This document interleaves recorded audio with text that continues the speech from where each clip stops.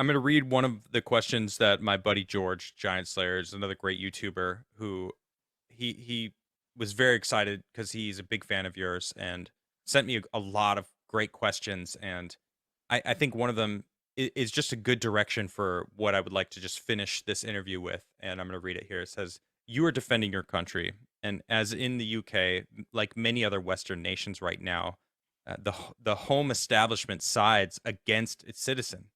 Can you win with just the people on your side, or do you need bigger names to come out in support? And do you want them?" So 2 years ago, at our last event on 27th of July, where we had 100,000 people, the majority of people who shared that platform and stage with me would not have done 2 years ago. Whether it be Calvin Robertson, whether it be priests that are now coming out in support of us, whether it even be Lawrence Fox, we're moving forwards. They managed to make me toxic. They had a quite successful effort to make me toxic. I didn't help myself at times over the years of my activism either. Yeah? To sit down with Jordan Peterson, as I did, that's on 3 million views, the podcast from just 3 weeks ago. Things have shifted. The public have shifted. So I always got jealous of America when I first started my activism, because the only people talking about the issues in the UK was people from my background, people who aren't taken seriously, people who haven't got credible voices. When I looked in America, you had influential radio hosts, you had influential politicians that would still have the conversations that our politicians are too scared to have. There's not one single, since Sir William Gladstone and Winston Churchill, in all those years since both of them, there's not one politician out of the 650 in the House of Parliament who have had a discussion on Islam. And when you think about all of the jihadist attacks, everything that's happened from the grooming gangs, no one's dared to have a discussion out of all of them. Now, it's 100% certain and fact that our politicians are working against the interests of the British public. It's 100% fact that the American government currently, under Biden, are working against the interests of the American public. And it's pretty much the same for many of the European countries. But what we've seen from start to finish in my activism, when I started 2009, the Swedish Democrats were on 1%. They're now on 24% of the vote. They're now playing a major part in government. Geert Wilders was a fringe voice like we were. He's now won the election in Holland. Yeah. Look at the change in the graph for the voting of Marine Le Pen. Yes, they stopped her this year. But if you look, each year her MPs are doubling. They won't stop her in 4 years' time. So they can continue. They're delaying the inevitable. The inevitable. Last year, I don't know if you knew this, last year, Sweden, the government shifted a new party, basically got power. And that is like, I don't want to say the right, but no, it's the Swedish Democrats, yeah. It's the Patriotic Party. Correct. It's the Patriotic Party. Same in Austria. Same in Austria. So, in fact, the trend is the same across the whole of Europe. Now, not in Great Britain. We just have voted left. Why do we vote left? When I say we voted left, how many people? 40 million people are now watching my documentary. 9 million people voted for Keir Starmer. He's not got a mandate for a majority. We're a 65, 70 million people in this country. He got 9 million votes, yeah? 48% of the British public didn't vote. That's the problem. Yeah. The 48% of the well, that's the working class community, because we're disillusioned. We're not rich enough and not poor enough for it to make much of a difference, yeah, in voting. I see. That's how people feel, and they don't trust any of them. Now, what we built on the 1st of June and by the 27th of July of 100,000 people, and whatever our next one is, of the launch of a cultural movement, we will electrify those people. We are going to give them a sense of identity and a sense of a belief that they haven't had. We're going to give them everything that they've broke down in our country, and we're going to galvanise them. And what our last one, that's why we called it Uniting the Kingdom. We united the kingdom. We united the faiths, the races. Yeah, we didn't unite the white people of the kingdom. We had massive diversity in our crowd, massive diversity. We want to unite everyone who is proud to be British, everyone who wants to protect this country. And that's, I think, why they really fear us, because they had a very good campaign against us to try and make us fringe. It hasn't worked. And it's quite funny, really, when I sit and think, you had the world's media. Islam is the biggest funded ideology in the world. And you haven't been able to successfully deter our voice. You've censored us everywhere. And right now, I'd say our voice is louder than it's ever been. I have more credibility within the British public than ever before. Everything you've tried hasn't worked. And I currently now face 2 years in prison. Give me those 2 years in prison. Because if you do give me 2 years in prison, you're going to awaken more people. You're going to galvanise our movement like nothing I could even ever think of. Yeah. So that choice to play the film that I made on 27th of July, I obviously bottled it 3 years before. It ate me up for 3 years. I knew I'd done the wrong thing. I knew what I should have done. And on that Saturday when I played the film, I played it to the public. Yes, I face 2 years in prison now, but probably said it before I went. I'm not on trial. The British judiciary is now on trial. The world, 40 million people over. By the time they get me to court, I'm not going quietly. By the time you get me there, that's going to be 60 million, hopefully 80 million. Hopefully Elon Musk shares it and it gets to 100 million. Hopefully it makes it that difficult for them to want to imprison me. They're in a difficult position because if they do imprison me for long, they send a message to the public about freedom of speech, about freedom of the press, and expose their own tyrannical measures. So I'm scared to go to prison, but I have that much belief in my cause that for my cause, which I try and explain this, for my cause, it's the best thing that they can do. For my cause. For our cause and our fight for freedom of speech and our fight for all of it, there's going to be a defining moment that sparks revolution in this country because it's not going to disappear. We're not going to sit back. Something's going to happen. And we've always looked and thought, we're not in control of what that moment's going to be. Who knows what the moment's going to be? Stick me in jail, let them get to me, let me get hurt. That may well be it. It may well be their undoing. I keep thinking each time when they lodged the charges, I thought, are you stupid? Because what's it done? What's it done? 40 million people have seen it. Like, it's going to be 80 million. Like, it's not me that looks bad here. Yeah.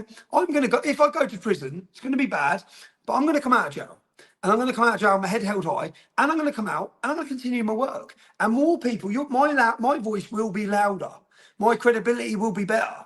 So whatever they think they're doing, it's not going to work. Well, It's you not going said to it work. right there just a second ago. You're going to energize that group that hasn't voted, right? You're going to give them an identity, a sense of pride or trust in something that they believe Community. in. Community. Yeah, community, great word, exactly. And that's exactly why they're actually coming after you. But the more they come after you, the more that it energizes that group. Yeah. It's kind of they're fucked, man. They're And I'm fucked. I'm They're here fucked for it. right I'm now. so happy about it. Yeah. They're I'm probably fucked. Well, I am fucked. I'm sitting here watching all this talk of terrorism, all this talk of me instigating riots. I'm sitting there thinking, I'm fucked here. Yeah, I'm Yeah. fucked. I know that. I know they're coming for me, but they're gonna fuck themselves. Like they can't win. They can't win. There's no way out. And it's not like when they come in for me, it's like, what, you don't think I made the calculated decision to play the film? You don't think I thought through every process of where this goes? I know where it goes. I made the Yeah. decision to still play the film. So it's like you keep threatening me. They sent a warning letter to my solicitor. We are contemplating. This was after our first demonstration. We're contemplating contempt of court proceedings. I made a video that said, "Attorney General, fuck you." Yeah, fuck you. Okay, that's it. Do it. Do your best. And Yeah. I've got no choice. Do your best because your best is going to be our best. Whatever you do is going to galvanise us. And it's not the cat's out of the bag now. You can't put it back in. You Yep. keep trying. It's not going to work. The British public, when I turned up, we don't know what's walking around the corner. When I went to that event on the 27th of July, we don't know if 1,000 people had turned up, 2,000 people had turned up. So to stand there to see 100,000 this, people. to see it, it's like Yeah. It's a beautiful we're thing. awake. England's awake. Britain's awake. Yeah, the Yeah. country is awake. They're the people that took, and you know, to get our side of politics out on the street, to get them to spend. Remember, it's a lot of money to get to London for people at this time on a day out Sure. like that to get hotels and to see all of them come in under one unified banner of one community. And what we said with this cultural movement, it's like yourself. If we can bring all these people together, we brought Katie Hopkins with Lawrence Fox, with Carl Benjamin, all these people together. She's got 1 million followers. He's got 800,000 followers. He's got 600,000. Mayor Tusi, influential, reaching different demographics. We brought some Yep. YouTubers, some TikTokers. If we can combine all these people, and we had meetings after meetings, this was terrified them. So in the meetings, we sat down and we said, right, we want everyone to feel part of this movement. Like this, I don't want this to be a Tommy Robinson movement. This is a movement. I'm not the head of it, but we need everyone to feel. So we sat down and said, right, you write down when we go to a meeting, and we got what's his name? Oh, well, when everyone comes to the meeting, Jordan Peterson comes. When we get everyone to the meeting, we want everyone to bring their input of the 10 important points for them to save Great Britain, to protect, defend our culture. And we had a brainstorming for a whole day where we wrote some down. Is it a Christian culture? Is it a Judeo-Christian culture? What are we fighting for? What's the most important points? So we went through them all and we're making this public, which is why they're coming for us. So when we combined all those numbers, I said, if we can say we've got 20 of us, we're going to turn that 20 into 100. Yeah. We've got we've got all these different groups, and across Europe, people started getting in contact. So we said we're going to turn it into 100. And if we agree to defend our culture and defend our country and challenge their narrative, then like that, we've got the biggest reach in the world. The biggest reach in the world. We can, Yep. if we make a video to defend our culture, and it's important for our culture and important for challenging their fake narratives, and we all agree on the same day at the same time that we're going with these messages, we've overtook them. They can't challenge that power. And you know the hardest thing, because there's so many egos, so many people's different opinions, but it did. There wasn't. I brought all of these people together. We all sat round tables, all different backgrounds, and said we need. And the reason that's brought those people together is our country's under attack. Our culture's disappearing. We have to fight for it. We have to. And it's like you were saying, you're about to become a father. I always say, if someone's going to fight, I'll fight. I don't want my son to fight. I tell him now, he's 15 years old, he's panicked, he's worried, he's looking at all this. He said, Dad, do you think they're going to kill you? I had a message from him today, said, Dad, do you think they're going to kill you? He shouldn't have to be having these thoughts. But Sad. I say the same to him. If someone's going to battle them, I want to battle them. And if someone's going to have to battle them, because if not, you're going to be a slave. You're going to be a slave, and you're going to be treated like a second-class citizen, and you're going to be a minority, and your kids are going to be even more of a minority. And we either defend it now and stand up now. Now is the time. That's what we've kept saying. They're trying to use that phrase, enough is enough. Now is the time. We have to do it now. And that galvanizing the people is what's terrified them. And the way we done it peacefully, don't get me wrong, out of the 100,000 people, we had some of the toughest men in Britain there.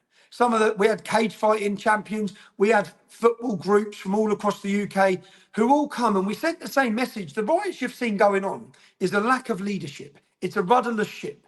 When we brought everyone together, we told our men, in different influential men, if anyone steps out of line, put them back in line.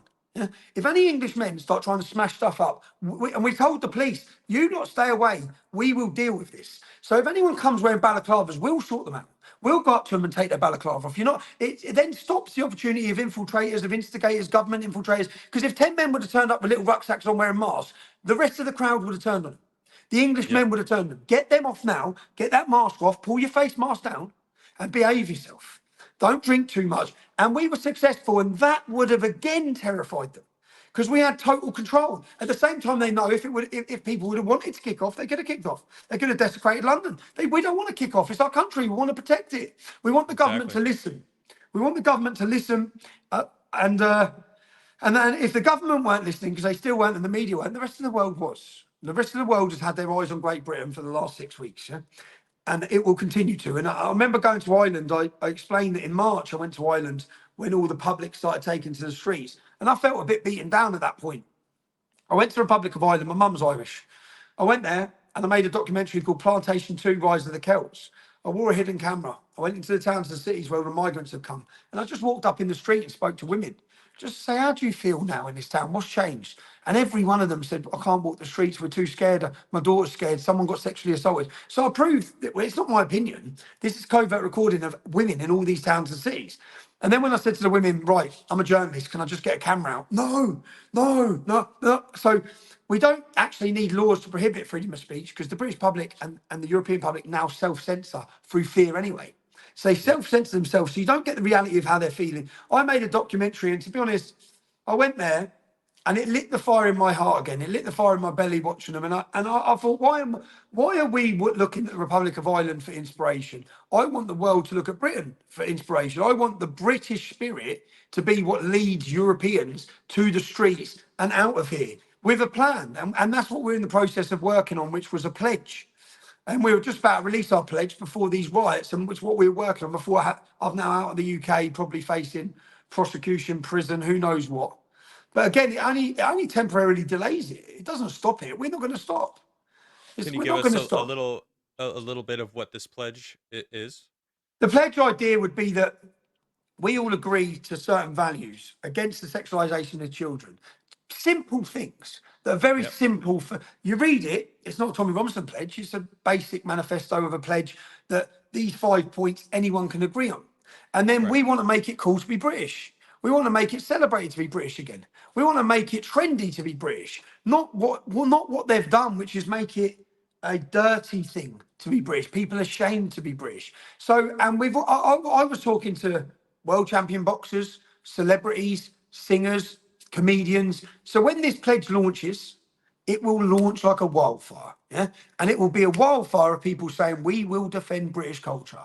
If you Yeah. won't, we will. And it will also bring in a celebration. So our two events were so successful. Speak to anyone who come. They left it feeling part of something again, feeling that they've got their identity, knowing that they're there with their comrades, their brothers and sisters, knowing that sense of community. Because mass immigration has broke down English communities. And the closing of the pubs has also broke it down. People are isolated, they're sitting at home, they're on the computers, they're not part of anything anymore. We want to give them Well, that. That's what we want to give them. And we well, want to give the them media. and Sorry, I was direct. just gonna say the media has done a really good job of vilifying being nationalistic, loving your nation, right? And I think that's happening in America as well. I mean, anywhere you look at it, and it's this like communist globalist desire to destroy borders and have no more borders anywhere, and get rid of that identity that people have everywhere. It's happening in America, and everything I've heard from you is it's happening in Britain, and I see it in Sweden as well. I mean, it's this term being a nationalist is somehow bad when, well, what is being a nationalist? It's loving your country and wanting your culture of the country to be maintained. Like, I don't see any issue with that. It's the way that they twist it and turn it into some racist, xenophobic thing, and that's bullshit. It's just them trying to propagandize their narrative. That's because if you grow up, and we've got this now in Britain where the new generation are lost, they Mm, have no sense of identity. They're exactly. searching. Islam fills that void for a lot of them. Many of them are converting because Islam's a strong sense of identity. It gives them a belief system to follow. So they're lost. If you don't know who you are, you don't know your history, you don't know your identity, you're not going to fight for it. You're It's not going to true. fight for it. Good So point. that's part of the process of what they're doing. We have to, it's what we said. I said it on the 27th of July. Being British, it's in our DNA to fight. We're known throughout the world as fighters. So every one of our children, I've said to my son, you're a man, you'll fight. Yeah, it's inside you, it's in your veins to fight. Yeah, that's part of your identity as a British man. We need to reinstall it. That pride, that sense of pride. We've lost our pride. You see all these things that happen to our country with grooming gangs, the takeover of towns and cities, knife culture. That's because we've lost pride in who we are. That wouldn't even have been allowed to happen if we were a proud nation, because we wouldn't have allowed it. But we've lost pride. So reinstalling that sense of identity and pride and giving it an identity, which is what we've done on the 27th of July, it's not a racist identity. It's a celebration of everyone that's come to Great Britain. I asked a question which was very clear. I said, do you have to be white to be British, to the audience? And everyone screamed no. And then we got we got black British people up and asked them what it means. And it was a great bit of performance art, speaking, and his brother was spray painting the Union Jack. But for so many years, they've tried to alienate and tell the British public who we are. Now, thanks to social media, or thanks to having X again, we can tell the British public who we are. Elon Musk, there's a nod to you. Stay safe because they're coming for you. I Oh yeah. personally think that you giving me my platform may be the biggest danger to them, because it's why I was banned from London for 6 months. It's why they forcefully arrested me. It's why they've censored me, because I do have the ability to galvanise the British public. I do have the ability to bring them out on the streets like no one else can in the UK. And I will. And that's what I said. I will. I'm not going to stop. It's like you can imprison me as soon as the minute I'm out of prison.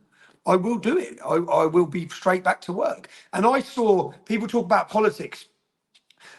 We're in need of a cultural movement, not a political movement. Okay, we need a cultural Facts. revolution. That's what we need, not a political movement. 100%. And if we change the culture, we'll change the politics. Politicians are weak; they're cowards. They shift like the wind. They'll go whichever way they see it going. When they see an explosion, not a physical explosion, but what they saw on Nigel Farage wasn't standing for the Reform Party. We held our event on June the 1st, 30,000 people, mass celebration. 2 days later, he wanted to ride the wave. Yeah, and he did ride the wave. Of course. He then stepped in. I'm going to lead Reform. Now, Reform got 4.5 million votes and got 5 MPs.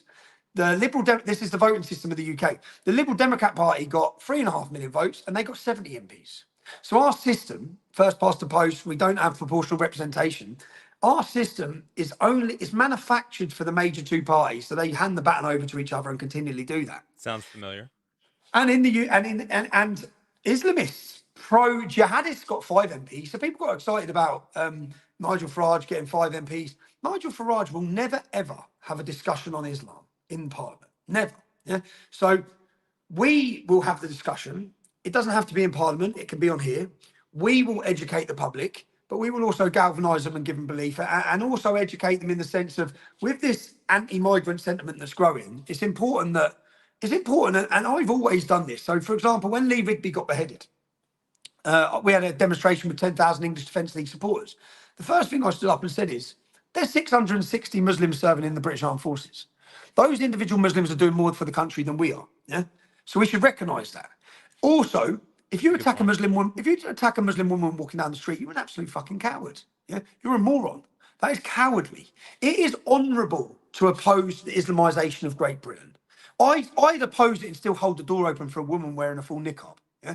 So you can do this the right way, and to have leadership, and what you're seeing now the last week is no leadership. That is no leadership.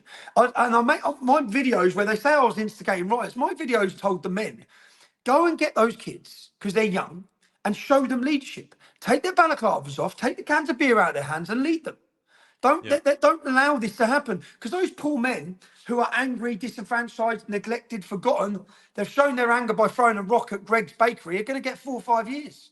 They're going to get 4 or 5 years. So I made all the appeals for calm. I was 25. When I was 25, I put a balaclava on and run through the streets with hundreds of young men when we started the English Defence League, because I was angry and I saw no other way, and we didn't have a voice. Well, we're 15, 16 years on. I'm a different man than I was then, and we've got a voice only thanks to X. We are, as I said, we are reaching millions. We're reaching the public. We're awakening the masses. There's been a great awakening since October 7th. It's something that always had to happen, but unfortunately, through to the disgusting and barbaric actions of October 7th, it's woke so many people up. I see the presence of Hamas, the university takeovers have also helped to wake people up. People have It's true. realised. So, I mean, I think the Great Awakening goes back to COVID, yeah, and definitely. maybe even further back to 2016 when Trump won, The because that was election. such a disruption in the plans. Hillary was supposed to win, right? And then that whole Modi before thing. that. Modi before that. Good Modi point. before Yeah, that. actually, Modi. great point.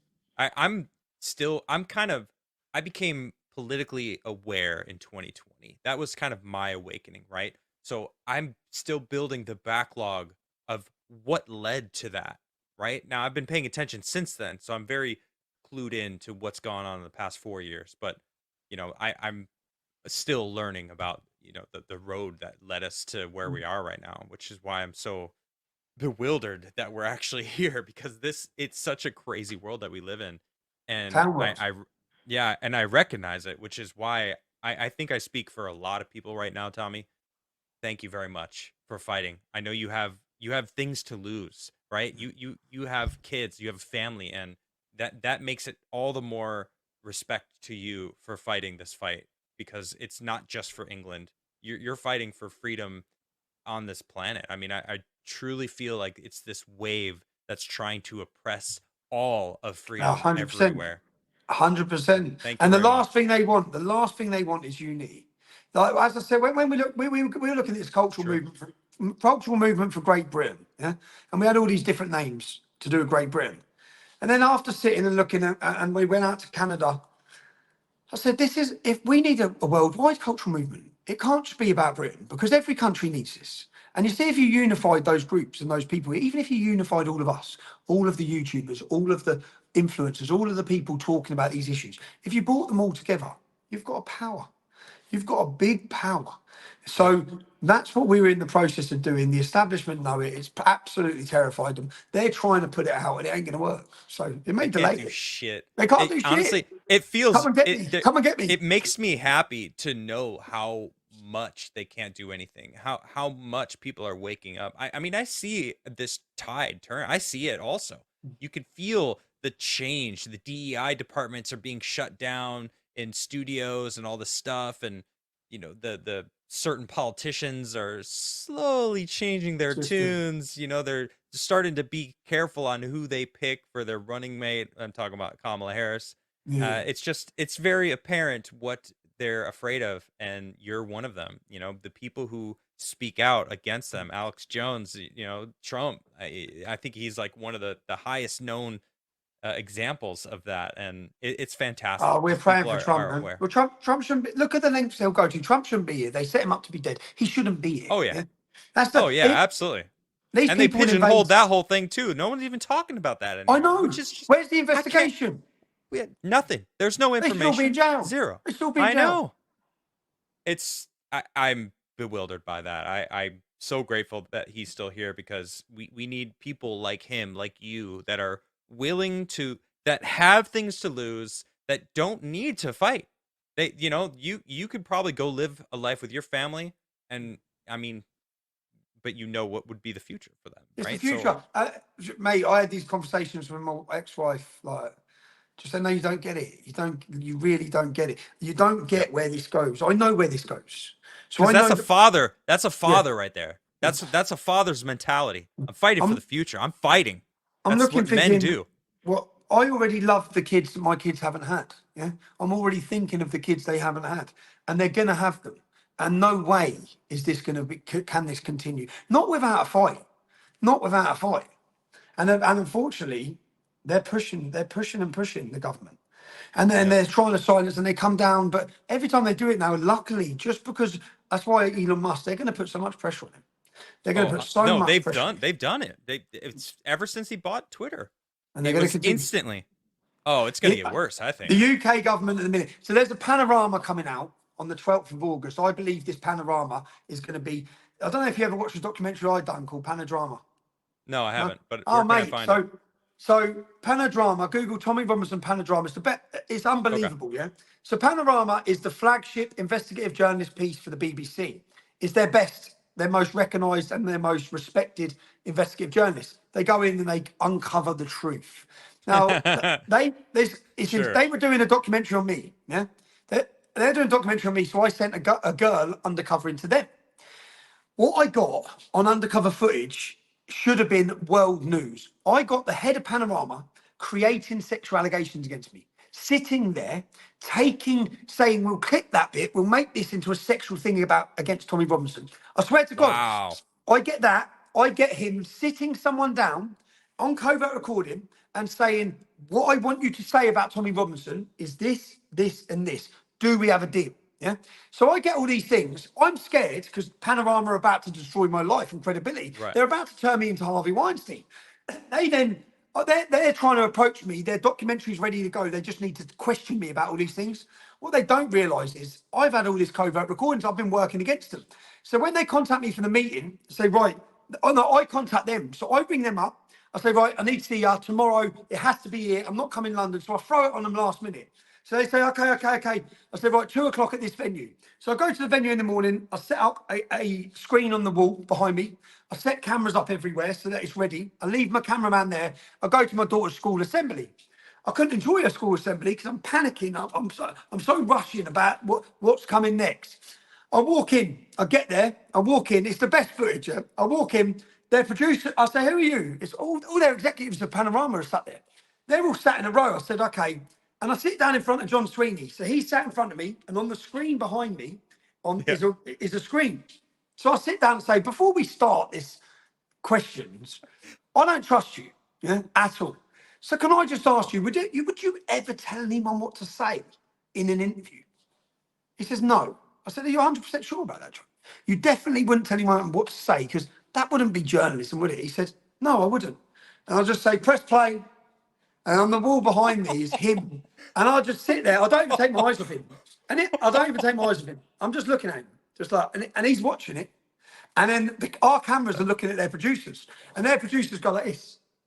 Like, they got it, and it's fucking gold, man. Oh, this is glorious. It's absolute gold. And they're going, and then I say, and the thing is, they made the rules, yeah. So I say, he says I'm from scumbag Irish background, right? So I say because I'm from poor Irish background. Because Okay. and then he talks about Danny Lockwood, who's a gentleman I know, who's a very good journalist, but he's working class. And he said we heard Danny because the girl talking to him we sent in was also posh. She's also middle class. There's a big class issue over it. So he Okay. says we heard that a working class man was in the green room. So we went down to see him as you would a Mongolian from the Amazon rainforest. So Okay. then I play that and say, we're Mongolians from the Amazon rainforest, are we? Because we're working class. Like you have a problem. And then, do you know what he says? He calls someone a pufter. Yeah. So I say pufter. Like you've created this situation where no terms can be used. Are you homophobic, John? Pufter, no woofter, he says. Then he talks about shooting someone for being gay. This is the head of Panorama. Wow. And his career is just melting in front of him, yeah? Melting in front of him. But the best part of it, before I went there, when I sat, so basically, Panorama are approaching everyone I've ever fallen out with in my life. And Of then course. they sit down with them and say, give us some shit on him, yeah? So one of my ex-employees, I filmed me going to meet her. I sacked her years before, yeah? So I said, right, they're going to approach you. When they approach you, I want you to do this. So we get out our computer. I say, well, I'm home in bed at the minute. And we go to sendafaketext.com. So she goes on the website. I said, right, send yourself a fake text from me saying, I'm going to bury, if you talk to Panorama, I'm going to bury you, you bitch. So she sends herself this message. I said, right, when you see Panorama, they're the best investigators and journalists in the world, but let's see if they actually investigate if this is actually a real text. So so she sits down with him and hands him this. So all the way They're through, probably like, oh, bro, ooh, he's we getting all got him. excited. And I hammer him. I say, would you ever make sexual allegations? And I play the footage. I say, you're making sexual allegations, you're editing footage, that you're ruining my life. And then at the end, he says, well, I've got something to say to you, Mr. Robinson. And I'm sitting there going, oh, yeah. And then Bust. he pulls out this bit of paper. He says, you sent this message, and he doesn't even realize it. You sent this message, and I just look at the camera and say, I fucking told you. I told you. Yeah. And Oh he's like, shit. and he's asking me to, he's like, and this was Panorama. Their documentary never come out. Yeah. They had to scrap. I hired the biggest screen in the country and I played my film. It had 2 million views in 48 hours. I played it outside BBC's offices. 48 hours later, I was deleted from YouTube, deleted from Facebook, deleted from Instagram in 48 hours. Why isn't it uploaded on X right now? But I have done before. So it has gone on X. No, I'll do. When I finish this, I'll repost it. It's fabulous. Immediately. It's the That best has to happen. takedown of I the need to BBC. see this. I need to And see this. and the footage at the end. So after I've shown all this, John Sweeney says that. I said, there's only one journalist in this room, John. It's not you, it's me, yeah? And I said, tonight, and I'm looking at the camera, I say, tonight you've been exposed to the world. And I just walk out the door and there's total silence. They all just look at each other. They don't say anything. They're all just looking around the room. It's like, fuck you. Oh, You just glorious. got panoramaed. Because panorama are about exposing people with covert recordings. But Wow. it makes you question every panorama you've ever watched. It's all I was lies. just thinking that. I'm like, It's all lies. you just said they're known for exposing people with secret shit, but are they They're known for really setting though? people up. Well, I looked at the Right. Assad. After Assad had already won the conflict, they then brought out this big panorama saying he'd used chemical weapons against his own people. Like, he'd already won the war. Why would he do that? Right. It was all about building public pressure. So there's a panorama coming out on the 12th of August. I already know what it's going to be. What it's going to be is clipped, edited footage, and they're going to show the public that the instigators of the riots were far-right influencers on X. This is Of to get, course. I guarantee you, this is to get all the politicians will then bring it out in our political debate that X needs to be dealt with. All of these problems, which were Right. instigated by them, is all down to X. That's what they're going to do. That's I believe. So we'll sit and watch next week, yeah, because they use Panorama to build the public's pressure, to build the opinion, to then get their end goal. So with me, they were going to destroy me, and the reason they done it was because my support. I had 1.2 million on Facebook. I had the largest, most engaged Facebook page in Britain. It terrified them. So then they just literally, after that documentary went out, they deleted me from everything. And the Attorney General, I'm on contempt of court proceedings. That's what I face now, 2 years. So that's the only case that they can charge you under, where there's no jury and you can get 2 years in jail. 48 hours after my documentary went out, they recharged me under contempt of court. They recharge me. It's so blatant. It's so fucking blatant. And then when they get to court, they just lie anyway. But with citizen journalists, on my last court case, we fill the court now with citizen journalists. We bring them in from everywhere. And then all of the live tweeting is not the BBC anymore. It's us. We've got millions of Yes. followers. You can't stop us. We took the power away from them. They Yeah, hate you that. can't stop us. You're fucked. We're the future. We are the future of media. I Us. love it. I Well, know. I can't wait to watch this documentary. I can't wait Oh, to get see it the on. look on his face. I mean, you described it so well, but Ended him. I have Ended to him. see this. They So put him on it's guard. called It's called Panda Drama. Panodrama. So their program's Panodrama. called Okay. Panorama. I called mine Panodrama. And then and John Sweeney lost his job. They put him on gardening leave for 9 months. They tried to quell it all down. Then they got rid of him. Not one British journalist. When you watch this documentary, not one British journalist reported on it. Not one British journalist has reported on that 40 million viewed film. 40 million Of views, course not not. one British one. Controlled Of media, course not. totally controlled. I mean, even the documentary Silence is just when you take a step back and look at all the information, which is essentially what you've done with that. Yeah, Great job, by the way, on that. thanks. It's so it's I want to say it's shocking, but it's not. It's not surprising at all. You know, yes, exactly. This is what we thought, It's what we and knew. here's proof. It's what we Yeah, knew, and here's the we proof. knew this was going We knew on, but holy shit, what else are they doing this with? Basically, everything. let's be real, everything. Everything. Yeah. And the thing is, if you get in the way of their narrative, it used to just be about me with Islam. It's not. You've seen that with COVID. You get in the way of the narrative. It might be transgenderism. It might be climate change. It might be you, Les. They're their narratives. You mess with them, they're coming for you. And Oh, the true. whole they're coming for you in any way possible. Freedom of speech, court cases, whatever it is. We think you've got freedom of speech. Yeah, you try exercising it against Right. anything. You try Well, I don't exercise. know if you know, I have 13 strikes on YouTube, from medical misinformation, election misinformation. I got a couple for hate speech because I was speaking out against all of the things that I wasn't supposed to. You know, Have they you can't built up a stand it. rumble? Have you built up a rumble? Oh, we're live on Rumble right now. Good. I dual stream. I dual stream now Yeah, because okay. Because if YouTube Rumble's shuts me what down. we need to push everyone onto Rumble. Push Oh everyone yeah. onto X. It's great. Shout out Elon to Musk Rumble. has. We're live Elon on X Musk. as well. So I shout out to love the it. Xers as well. Yeah, shout out to X. When I got my X account back about 6 months ago, I said I'm going to Yeah. take over X. I'm going to Love it. take over X. Because I deleted my life to concentrate on X. Mm. There we are, approaching 1 million followers, reached 1.5 billion people in 3 months. Booyah. The government must be sitting there going, "We thought we got rid of this little prick." Yeah. Oh, they're still trying.